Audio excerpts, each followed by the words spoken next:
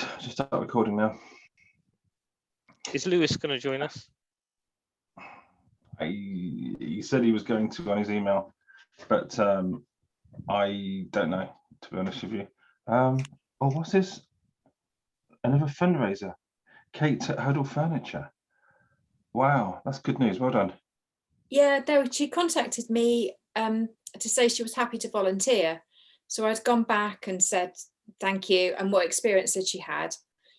And then she said, oh, I'm happy to look at fundraising as well. So that's good. Does she own the company then? Is that what it is? Yeah, her and her husband run the company. And they had a lot of involvement with the rugby club with their son.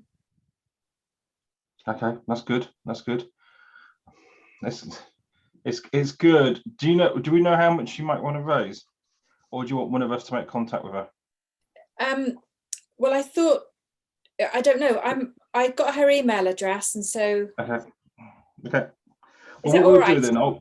No, of course it is. That's fine. I'll ask Lisa. So what I'll do is I'll just say.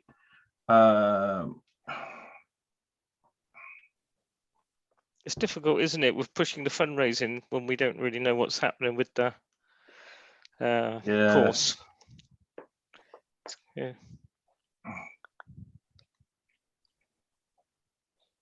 Right, I'm just going to message her and say, could she make contact, or could I?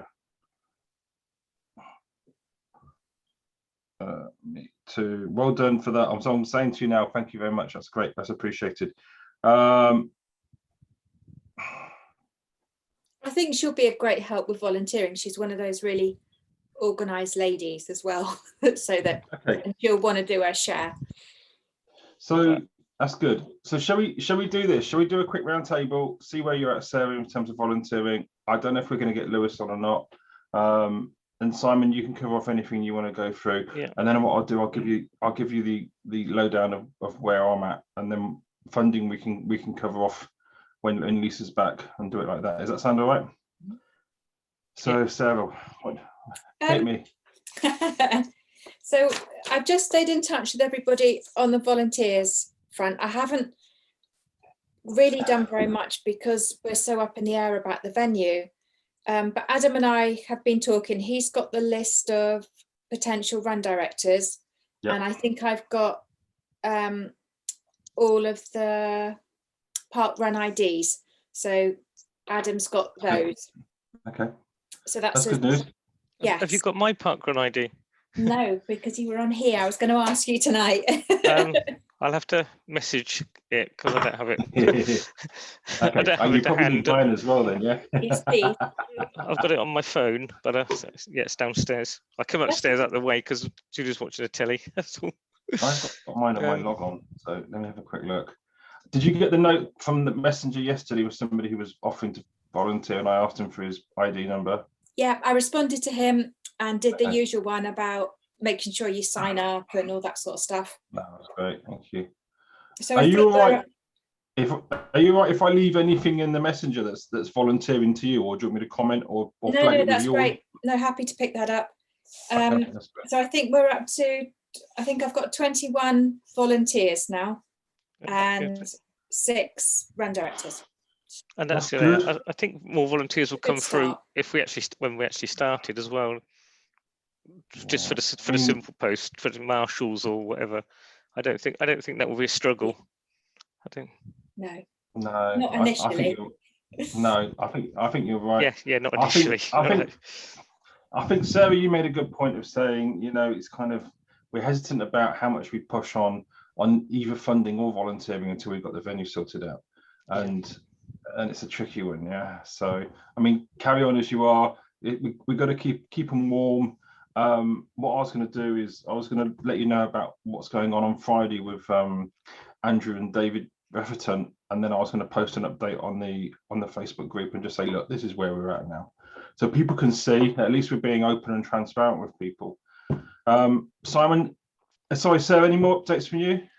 Not for, only from, let's say I went and saw my uncle that day that's quite, seems like a long time ago now, Friday, and it is exactly what you were saying about dealing with a lot of old people, farmer type people, and people that are just not interested. They're all, every single person on the committee appears to be reluctant, and nobody really wants to be bothered with it anymore. He said the chairman was a reluctant chairman. He's a trustee, but if he didn't have to be, he wouldn't be, because he was into Thame Show, and Thame Show's dead, basically, is what he tells me. I think they'd all just basically bit back and said they weren't interested, was the impression I got from him, because they didn't want to be bothered with it, and they didn't want to be liable for anything. And they were obviously, they thought, what's in it for us? Nothing in it for us. Why do we want this hassle? So I spent a good half an hour chatting with him about telling him more about it, because they're old, they're not up to speed greatly with what parkrun is or whatever. So I explained to him about it and all the community aspect, and afterwards he'd completely changed, and he said he would send an email that afternoon, which I've been told he has sent, to give it his backing, saying he was really would like to support the community aspect of it, and I'd reassured him on the liability and the fact that we would get help from the rugby club to do what we could with the ground. But whether he's got any sway on any of the other people, I don't know. I was a bit disappointed with your response from, is it some Mr. Bretherton? Was he the councillor? He came across as if he hadn't even understood or read it properly. That's when he said about, I don't understand why the rugby club are interested and whatever. And I just thought, it's not like he hasn't gone to the trouble to even consider this properly, I felt, with him. So whether, I guess a lot's going to depend on your walk around on Friday. There's going to be 2 more people there that you can convince. I might have a back pocket ally as well, which I'll cover off in a sec. But I sent an email to Harcourt Parkrun, Harcourt Hill in Oxford, which is run totally on grass. Yeah. Just to ask them what issues they had running on grass, whether there was a lot of ground maintenance, what it involved, but I haven't had a reply. So I was hoping to get a reply before Friday, and if it was positive, you could use it. And if it was negative, we would just keep it to ourselves. Yeah, you're right. I mean, just so let me cover off where I'm at, and you've raised some good points that you've kind of got me thinking. So this is why I want to just have a chat tonight before I kind of sent anything out. So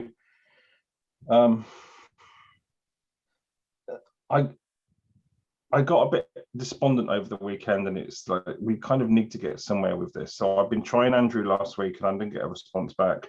And I was kind of hoping that it was going to be positive, and maybe I was being a bit naive on this, but I think the reaction has been we haven't got enough information to go on to be able to say either way what's going on. So I got in touch on Monday with Anne Midwinter, who's the mayor, and she's on the committee. And I got in touch with David Beverton. Now, David replied back straight away, and he's like, basically what you're saying, not so much liability, it was more around the wear and tear on the grounds. And it's like, you can't come to me and not give me sound backing on how this is going to look without actually having a proposal. So this is where I wrote that proposal up, and I did it as best I could, and I covered up all the things about the men in sheds. I saw the men in sheds on Friday. They were fine. They were all right, and they are having challenges with the showground as well. And I think everybody is. I met John Ashfield on Sunday. He's had challenges with Andrew Duffy. He's not returning his phone calls. So everybody who's involved in the showground has had challenges with them. So from what I can gather, depending on who you talk to, the showground sold this rugby land to the rugby club back in 1996, and they sold it for 20 grand. And they think they've undersold it. And what they've got all around the showground, they've got these ransom strips, which means that they around the rugby club got these ransom strips. So the rugby club are quite limited to what they can and can't do anyway. So they lease off the showground the land they use for the car parking, which is the overflow past the gate, past the marquee. And I think they might lease the strip that goes around the parallel to the road at the front. I'm guessing. So that's how that works out. So I spoke to John. John has put me in touch with somebody who's on the committee, a woman called Amanda, who might be able to help me. But she's given me another contact with somebody who runs parkrun in Oxford, who I'm talking to tomorrow afternoon. And I'll come up to him in a minute. His name's Richard Venter. So I got in touch with Anne on Monday, and Anne was, I know nothing about this proposal. They've not told me anything. I can't make a decision on this. I'm really frustrated. They're not doing enough to advertise the showground. They could be doing a lot more. We've not had a committee for 2 years. Andrew's not talking to anybody. Is this like, what's the point? I just want to get off this committee because it's really annoying me. And then we went on to a lot of venting and discussions about, well, we've had so many opportunities with the showground. Wouldn't it be great if Thame Council could take the showground on and put a 50-year lease on it, and then we can do what we want with it and get some money out of it and get some revenue, etc. I mean, as soon as she said that, I was thinking, this is interesting, but this is real long chalk for us. So I don't think it's going to go anywhere yet, and I think it's just pie in the sky at the moment. David Preverton is the vice chair for Andrew Duffy, and I think it's those two who are against at the moment. And the reason they're against at face value is because they're concerned about any damage being done to the showground, wear and tear, maintenance, etc., which are valid points. And I think I don't think I can turn around on Friday and say to him, you're going to get 160 runners running around the showground perimeter and they're not going to do any damage, because they are. And if it's wet, we may well have to make a call and go, do we call it off because it's dangerous, or because it's slippery, or we're going to damage the ground, or whatever. So having a grass, and to your point, Simon, having a grass park run is not as nice as a tarmac one or a path one. I got chatting to an event director up in, I was going to say Liverpool. It's not Liverpool, but it's that area. He sent me loads of material, which is all on the Google Drive if you want to have a look. And it's all in there. Andrew Hughes' name, and he's sent me all the stuff he's got through. I mean, he's had full council backing. He's had lots of support from landowners, but he's given me some ideas about stuff that they've done around funding for maintenance. So he said to me, he says, well, look, if they're worried about damage to the perimeter and part of it's gravelled already, because he's gone on Google Maps and looked at it, why don't we suggest to them that we gravel a lot more of it where it needs gravelling, or we fill some of the holes in, or we do some maintenance around there and cut some of the trees back, or cut some of the grass, or do some work around that, or get the aerator around there and do some irrigation if we need to, and put some grass seed down, etc. All possible suggestions that once we get it running, we could put a maintenance plan in with the Friday Club and talk it through. And once we get the parkrun running, Andrew was saying you'll get more donations coming through because people see it going and they'll want to keep it alive and they'll want to keep supporting it. And this is kind of where you get the ball rolling, but you've got to start somewhere.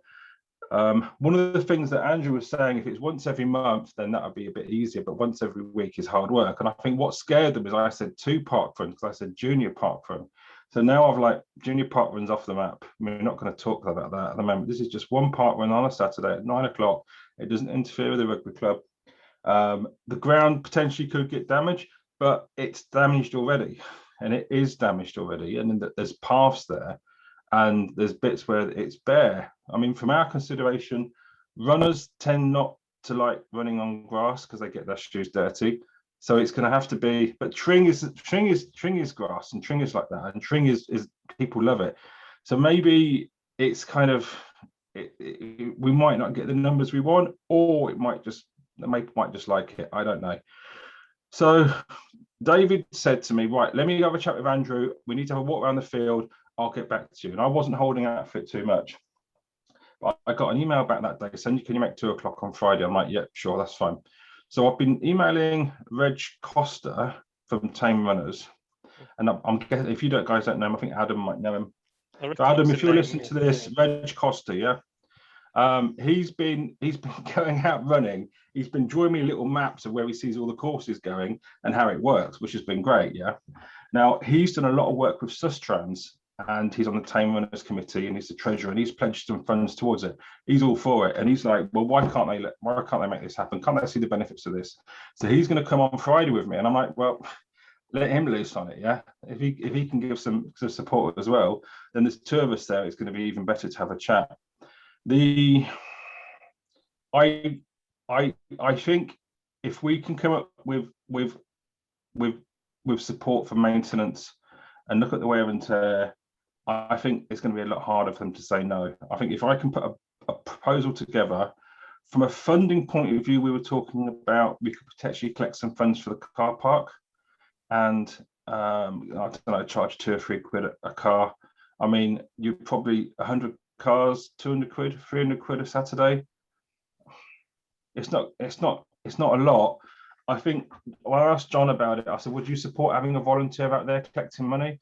He's like, look, Simon, you know, they're volunteers, yeah. So I can't always guarantee you're going to get volunteers out there, but we will support you in any way that we can. So you can't get fairer than that, yeah.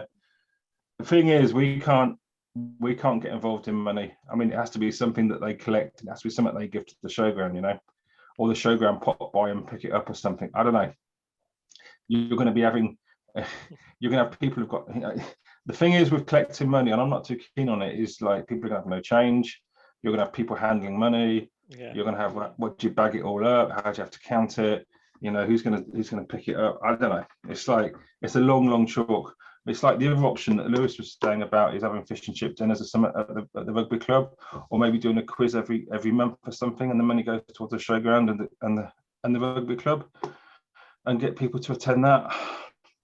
It's a good idea. We might be better off getting donations from companies in the way that we're doing now, like you're doing, Sarah, with that furniture company, and putting that towards a load of shingle or a load of gravel or whatever materials we need, and using the Friday Club guys to say, can you help us maintain this, and run that through.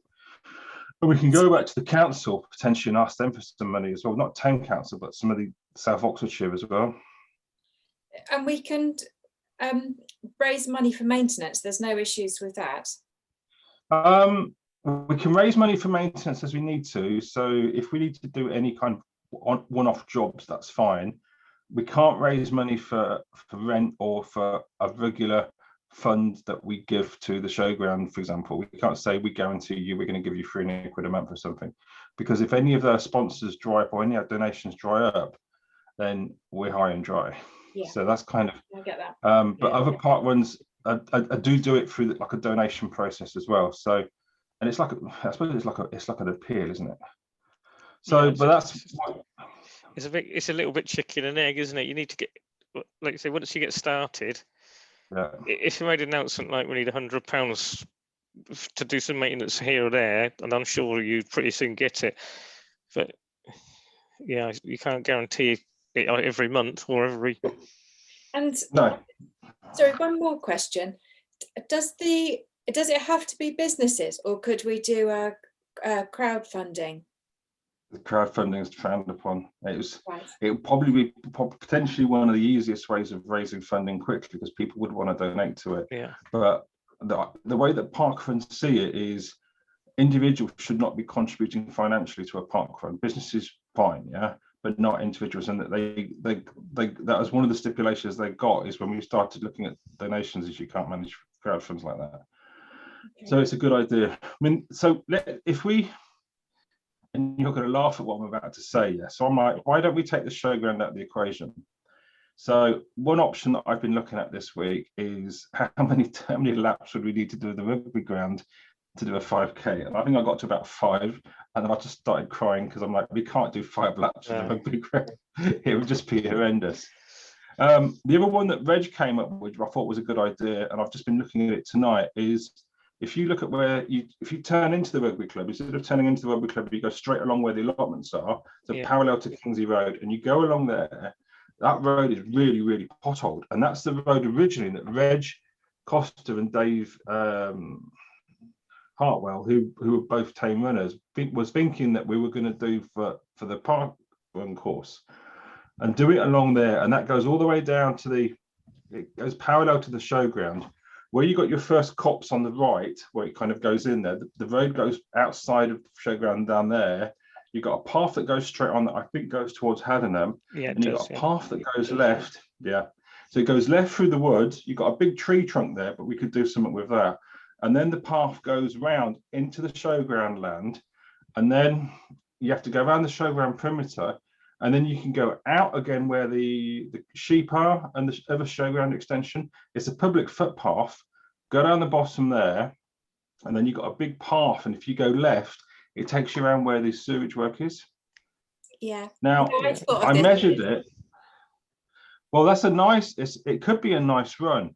and it could work out quite well. I mean, there'd be a bit of work needed to do on the track and on the land, and we'd have to use some of the showground land as well. But it might be a mitigator.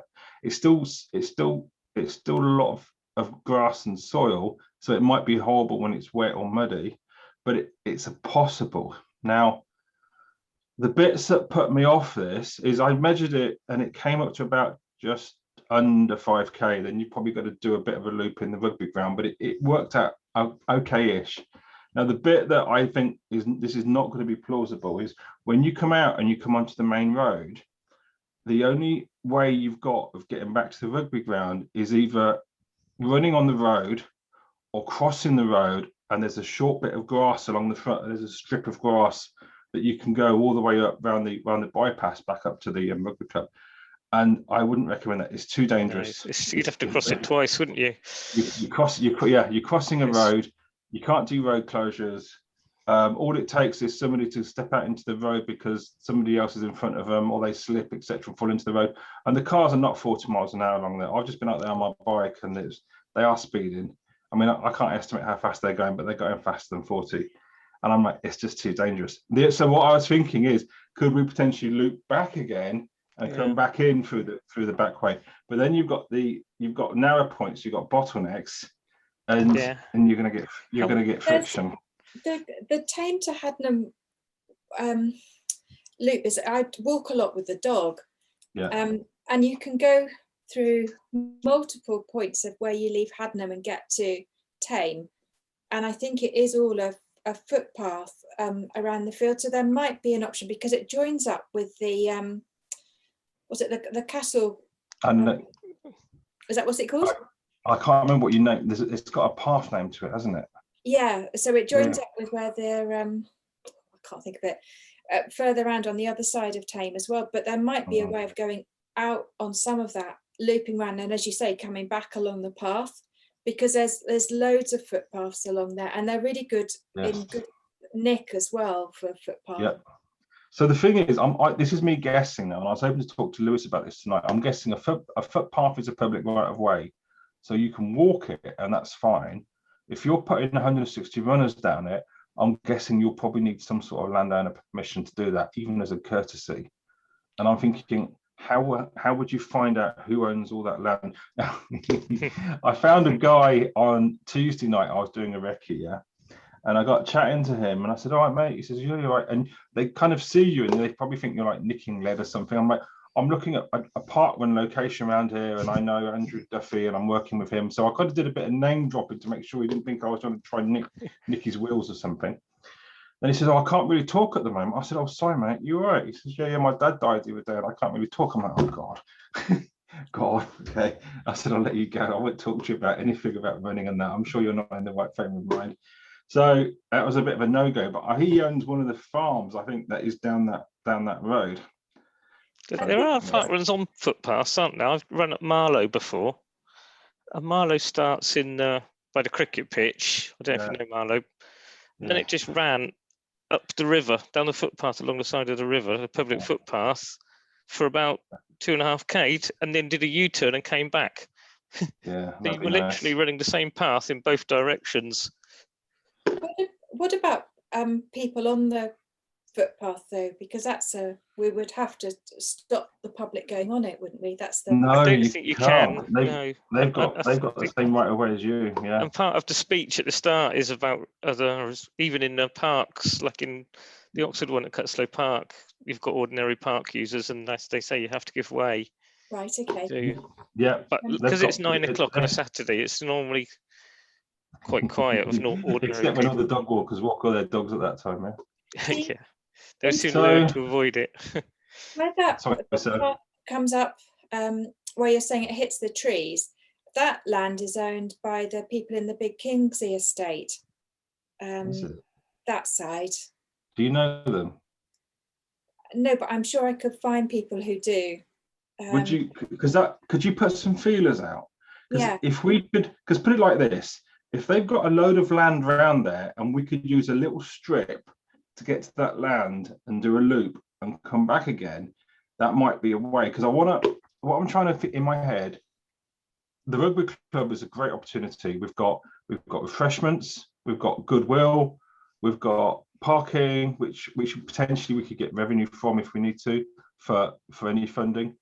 We've got toilets, yeah. First We've aid. got maintenance team. We've got potentially places we can put all our kit when we need to, because I don't think that should be too much of a problem. We've potentially got a defib, which I need to check, but that could save us a lot of money. So from a rugby club point of view, it's a really good base. So any running that we do, either the showground or an extended showground or Kingsley Estate, this could be really, really good for us to look at. Now, excuse me, sorry. I want to keep working on Andrew Duffy and David Bufferton on Friday. And what I was going to do is, tomorrow I'm talking to a guy called Richard Ventnor, who's the sheriff of not Nottingham, but Oxford. He's quite an influential guy. He works in property management. He is having problems with landowners at the moment with Parkway in Oxford. So I'm going to have a chat with him and see if he's got anything I can use persuasion-wise. I've also, Kate has been voted in, Kate Gregory, which is great. I said congratulations to Kate, and she said, how are you getting on? I said I need some help with David Breverton if you can lean on him, because they're both Lib Dems. There might be some networking there they can do. So there you go. That's really good. Well, Haddenham just got a green councillor as the number one, so they might be helpful too. Anything they can do from our side. Mind you, I did see a comment on there saying, why are we spending so many millions of pounds on getting a footpath to go to Haddenham and back just for sake of these cyclists when we can spend it on something else? I'm like, oh, good. People have got different views, haven't they, on it? So. They've been trying for so many years to get a path from Thame to Haddenham. I've walked back from that station many times in the pitch dark, and it's horrendous. It'll be nice. It'll be safe as well, mind you. The way things are going, I was on a Zoom call this morning, and the guy was in the office in London. I'm like, "Is it busy?" He's like, "It wasn't. It was really quiet." I said, "We're starting to see more people in the office now." I said, "Well, I've not been in office for about a year and a half, not in London, you know." So, so what I'm going to be doing is, tomorrow night I'm going to be working on the proposal again, see if I can come up with any ideas for fundraising. Look at do the walk on Friday and maybe play it by ear about what they say about maintenance, and then I can put something like that in the proposal, and I need to run it by the rugby club to make sure they're happy with it and see what we need to do in terms of funding to provide it. But if I can get them to, and if you can work on your uncle again, I know you've already done some great job and your uncle's quite pro, but I mean, I emailed Anne today and said, Anne, I've had a chat with David and I'm talking to him on Friday. I mean, originally they were like you were saying, they were like, well, why should we get behind it? We don't get anything out of it. And it's just a load of headache for us. Yeah. And I don't want it to be a headache. But in theory, it would be self-sustaining, and it wouldn't even really bother them. I can't see as it being a problem to them at all, really. Well, what I was saying is look, you've got people running around it every week, so that means you're going to have regular maintenance on it now, which you haven't got anyway. And we can start putting some funding to do that if we need to. We know we need to vacate when we've got the food fair on and the showground on there, so that's fine. And if the weather conditions are such that it's dangerous to run or it's going to damage the ground, then we call it off and we let people know about that. Yeah, I mean, there's an awful lot of cancellations, wasn't there, the last year before, because of all the flooding everywhere. Yeah, Aylesbury had 2 courses and they were both flooded. Wickham was flooded.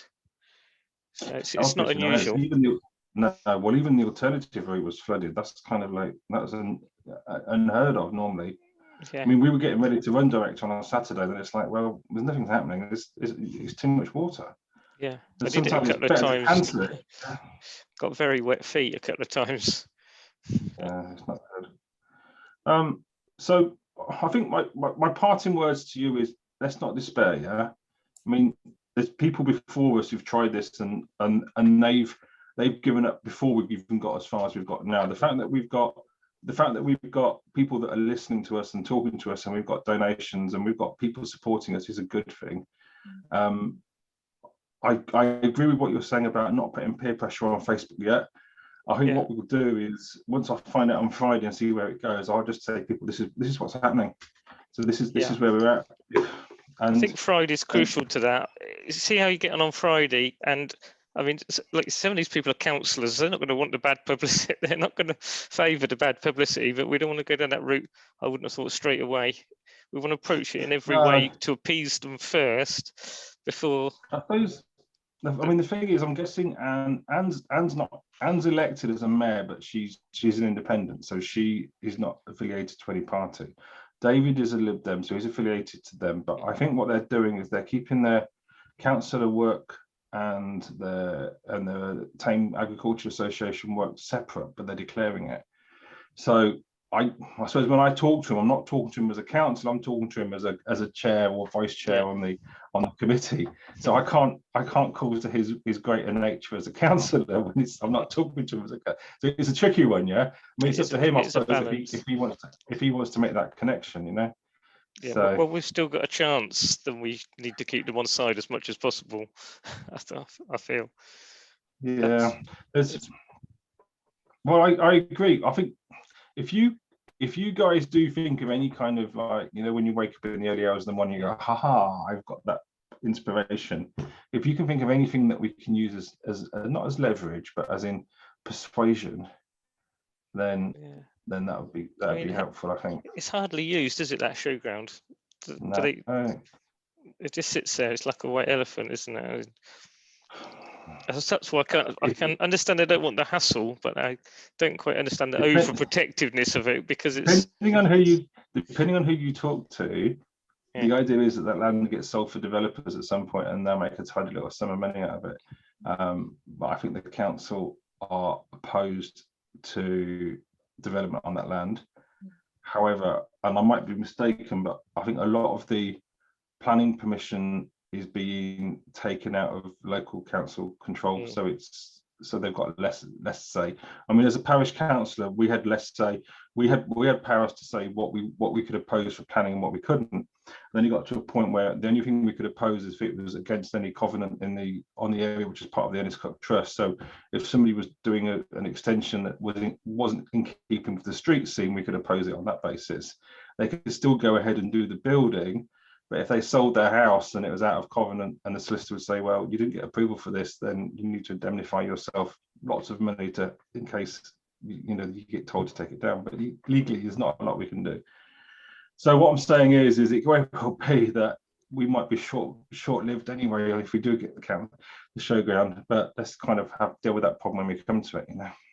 Yeah, and that's a different. But it's interesting to see where people are thinking, because this is kind of, I think, what some of the mindset is. I think it's, and I don't think it's uncommon. When I was chatting to Andrew Lawrence, the parkrun ambassador in London, he said these kind of conversations go on with landowners all the time, and it's just a matter of trying to get as much information. I think your proposal is really good, getting as much information before them as possible before they say no, without even engaging. Really. And maybe with hindsight, I should have been more prepared to start off with. I was kind of hoping it would just be a quick email that Andrew could send out, and then they say yes. And I think that's me being the optimist. I was hoping they would say that. So, but the rugby club were pretty much, weren't they? So Well, exactly. I mean, I suppose we're dealing with different beasts, aren't we? Yeah. So, I'm just gonna stop the recording now.